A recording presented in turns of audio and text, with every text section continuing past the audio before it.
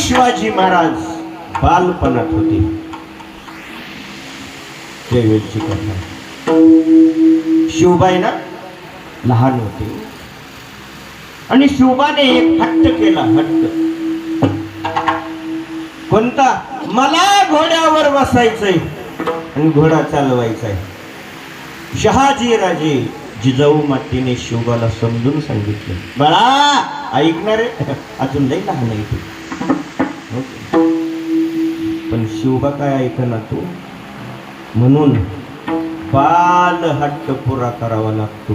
या न्यायाने शहाजी राजांनी घोडा आणला आणि घोड्यावर शिवबाला बसवलं आणि शिवबा घोड्यावर बसल्यावर घोडा सुसाट पळाला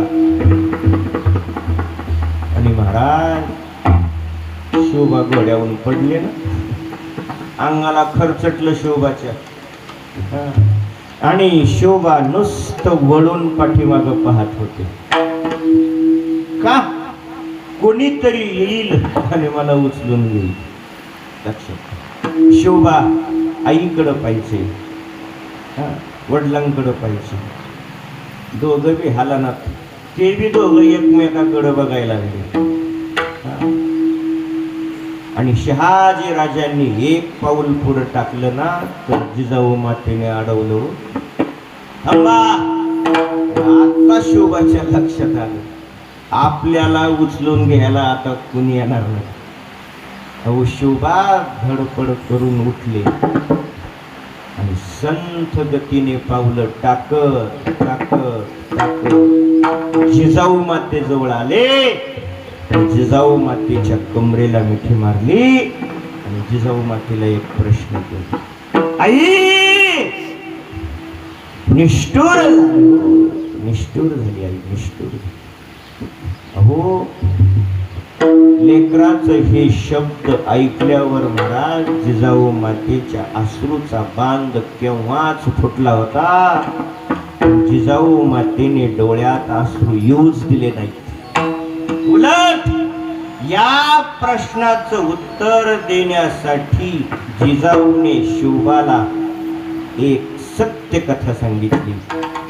जिजाऊ माता म्हणते, शिवबा ऐक, मी तुला उचलून घ्यायला का आले नाही, एवढं निष्ठुर मी का झाले, त्याची कथा ऐक. आणि जिजाऊ माता शिवबाला कथा सांगते. शिवबा ऐक, ज्या वेळेस सिंहीण व्याली जाते ना त्यावेळेस तिला 2-4 पिलं होतात आणि ती सिंहीण पिलापासून दूर जाऊन थांबते आणि आपल्या पिलांकडे एकटक पाहते. त्यातील काही पिलांना असं वाटतं की कोणीतरी येईल आणि आम्हाला अलगद उचलून आई जवळ नेऊन ठेवेल. पण त्यातली काही पिलं अशी असतात प्रयत्नपूर्वक धडपड करतात हो आणि आपल्या आईला शोधून काढतात.